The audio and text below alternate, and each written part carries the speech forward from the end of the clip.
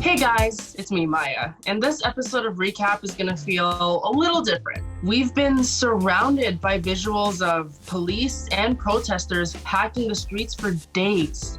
This is happening across the United States, in Canada, and around the world.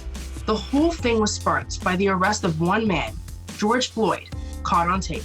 Last week, a video surfaced showing a white police officer kneeling on Floyd's neck for more than 8 minutes. He died after that. Who's responsible for his death? That will be decided in a court of law. All officers involved now face charges. One thing is for sure, there have been many unarmed Black people who have died at the hands of police. And anti-racism movements like Black Lives Matter are rallying to raise awareness. People are demanding justice and change. We wanted to discuss what we're seeing and reflect on what's happening because none of us have seen anything like this in our lifetime. So let's talk. Hey everyone. So I know there's a lot going on right now. So let's start with, did you watch the George Floyd video? I'm going to be honest, initially it was just one of those videos that you see that are kind of violent. You scroll past it many times on your page. But within about a 5-minute span, I kept seeing the exact same video. So I thought maybe I should pay a little bit more attention to it. I watched it and just all over my body, I just felt gross and horrified at the video I was watching and the sounds in the video. And it was even more horrifying to me, especially because it was a white male who was doing this to someone who seemed so helpless. I just kept imagining like if my dad in that situation, and I felt so helpless, and I honestly, I wanted to cry. I know I got the views because of how grotesque it was, but I couldn't watch it. I actually shared the fact with you guys that this video was shot by 17-year-old Darnella Frazier in Minneapolis. I remember the backlash she received because people thought she should have done more, but she's a minor. And there's 4 armed police officers. She could have gotten badly hurt. It really hurts me to think that she's 17, like she's the same age as me and now Ethan. And it's like, she shouldn't have seen this at all whatsoever. She did what she knew, which was record what she was seeing. And that video is basically what started this movement. So I'm terribly disappointed that people were giving her so much trouble for this. It's a lot to think about. And here's another thing.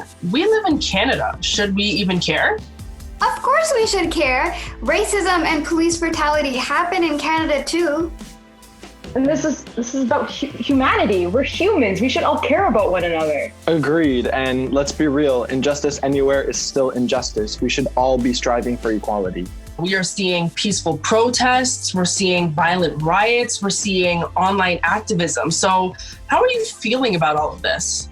Mixed feelings about everything because there's tons of misinformation that's being thrown around. In this present moment, I know what's happening. That's because I really did some digging. There's just a lot of misinformation out there.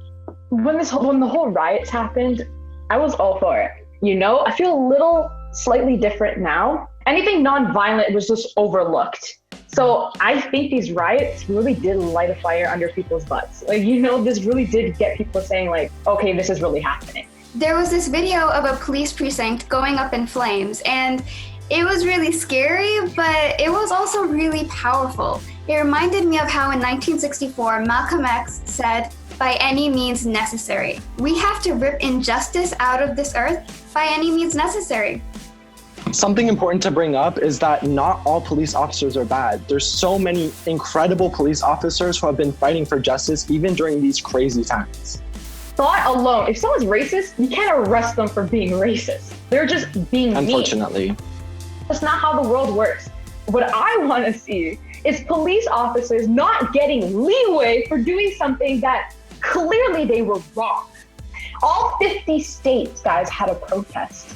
Mm-hmm. If there is no change after this year. Well, my little town, okay, my town with very few minorities had a protest. And I'm like, okay, like it's something hopefully happens.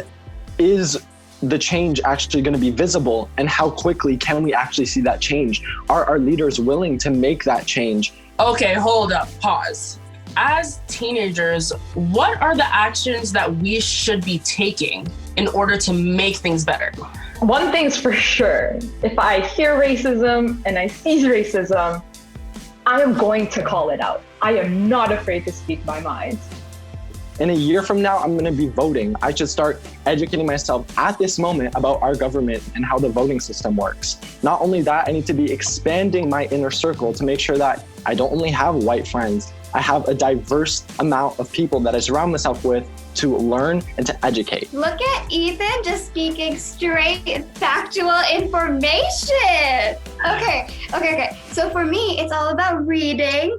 And it's all about learning about what people have gone through in the past, the traumas and the oppression and the racism that they may have faced, and how our world came to be today. As teenagers, I think we need to be the ones to have this conversation because we're going to be stepping outside this world next. What's something powerful you saw this week that really moved you? Well, there was this man who got his business destroyed by the riots. And he invested his life savings into it, And in just one day, everything was just gone and didn't even open yet. But he started a GoFundMe page and in less than a week raised over $1 million. I thought that was absolutely crazy and I felt so happy for him. And something that I saw that I thought was super powerful was when Billie Eilish finally came on Instagram and made a statement. She first started off by saying that she knows she has a huge platform, so it's super important to be politically correct. But then she attacked All Lives Matter. And it was 4 slides of her speaking straight facts. And it really touched me when she said, you can be poor, you can be struggling, and still the skin color is giving you more privilege. That hit really close to home for me because it's true. I will always have more privilege than somebody who's Black. Hopefully these riots will make the world a little bit more equal. Something that was really powerful for me was a video that Meghan Markle filmed in 2012. She was talking about the racism that she faced. And what's terrifying is that it's been 8 years since then, and not much has changed. All of it is a reminder that let's get to work. Let's do it. Let's get into it. Let's do it. 2020 has been a year, y'all, and it's only June. There's a lot going on, and if you feel overwhelmed or confused, please talk to someone you trust. For me, that's my parents and my close friends. And I'm not just saying this, I mean it. Reach out to us on our socials and tell us what news you want us to cover. We're listening. I'll be back with another recap next week.